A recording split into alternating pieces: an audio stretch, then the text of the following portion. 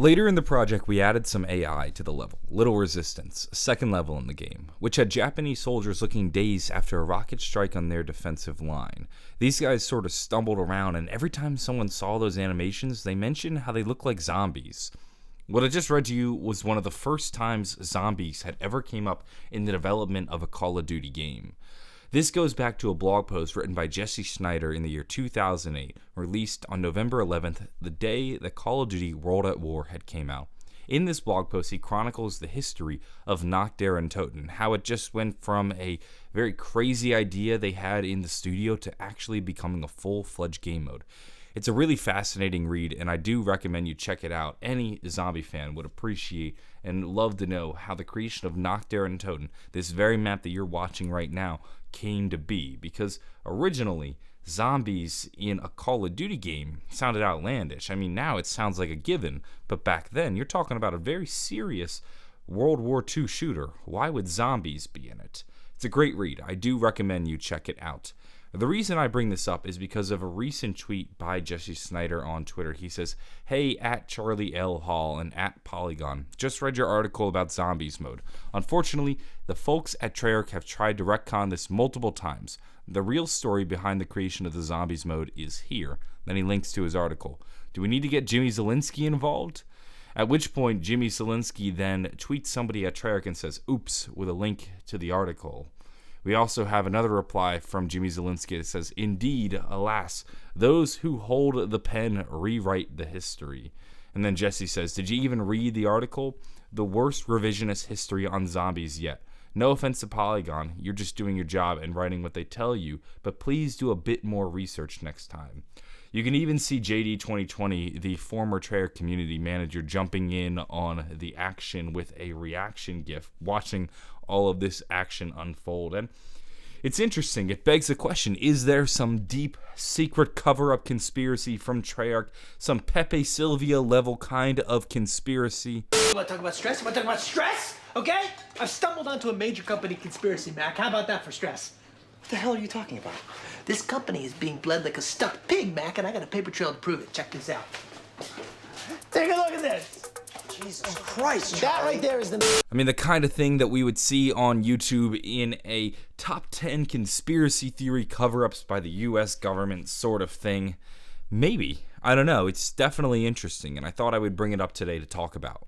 The thing is that it begs the question, why would Treyarch want to cover up the creation of their own zombies mode? Why wouldn't they just go with the original story? Why would they want to make a new one? Well, let's first read the Polygon article ourselves and get a true taste of it. Let's give Treyarch a fair shake right now. When you read the article, and this is a slightly abridged version of the zombie section, it reads like this. Late in the development of World at War, Treyarch had invited a bunch of actors into its motion capture studio to record a scene set on the Pacific island of Palau. Players bore witness to the aftermath, with dozens of enemy soldiers emerging from their fortification, dazed, shambling drunkenly from the concussive shock of the bombs. Watching them, we thought, "They look like zombies," Bunting said, and so forth. And for that motion capture session's final few takes, that was the direction given to the actors. Pretend that you're zombies. The result was magic. This was late in the development, Bunting said. That same engineer came in one week and he just prototyped. In a hastily made second draft of the bunker, players were given the opportunity to purchase weapons hung on the walls with points they had earned. They were encouraged to board up the bunker's windows to create choke points. Then waves of enemies turned into zombies using the motion capture performances and new undead skins fashioned by Treyarch's artists. In that way, Treyarch created its signature zombies mode from shell-shocked Japanese troops. So when you compare this story to just the brief synopsis that I read to you from Jesse Snyder's article, the stories do really line up, where they're both talking about late in the development of this project. They're both talking about the Little Resistance mission, which, interestingly enough, is actually the mission in which you can find the ray gun in that map. And this is most likely a nod to the fact that this is where the inspiration for zombies came from.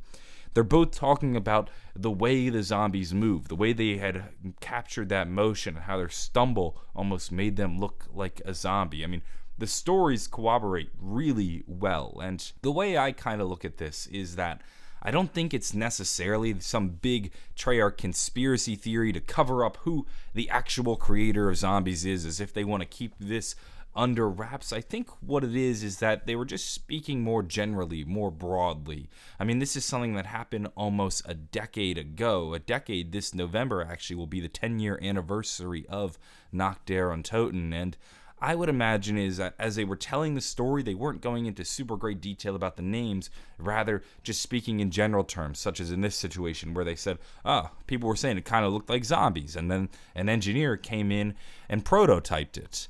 Either way, there's two more tweets I want to read to you from Jesse Snyder. It says, "So irritating seeing each time the way zombies was made story gets changed. Each time a new story comes out every year or so to minimize the way it actually happened. Now even trying to cut out designers, like even Mr. Soupy put together the first map that shipped in World at War. I'm guessing that because I haven't said anything over the years, they think I won't say anything now, but I'm really tired of people erasing my legacy." It's interesting. I think Treyarch is in a spot where I don't think they're necessarily trying to be malicious, trying to intentionally cut down Jesse Snyder and minimize the work and contributions that he did to zombies, because without him and his tireless efforts during the World at War development cycle, we might not have had zombies. And just imagine a Call of Duty world without zombies. Some of your favorite YouTubers either might not be on the platform or might not even be playing zombies, and you would have never have heard of them. I don't know. I think Treyarch in this sense was just kind of speaking more generally, more broadly, talking about something that happened a decade ago and not giving very specific details. I don't know if they were necessarily trying to cover things up, but it did make for an interesting story, especially when you read just these tweets back and forth from Jesse Snyder and Jimmy Zielinski and even JD 2020 jumping in on the action. It kind of makes you look at it and go, oh, wait a minute, what is Treyarch covering up? What are they hiding from the zombies community? They're trying to lie to us and change the true origin of zombies.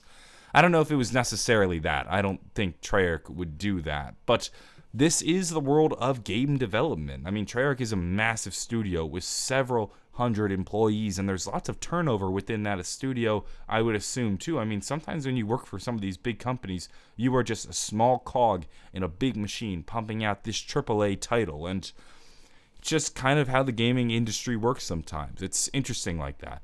Either way, I thought I would talk about this drama. I saw it on Twitter, found it pretty interesting, and it really does bring up the question sometimes, what is the true origin of zombies? And I don't think everybody knows. So what I'm going to do is I'm going to link both the Polygon article as well as the article written by Jesse Snyder back in 2008. Both are very good reads and very interesting looks at the creation of zombies. I do 100% recommend you check out both of those links. I'm going to go, though. Be sure to stay tuned for more Call of Duty Zombies coverage. As always, have a wonderful day, and bye.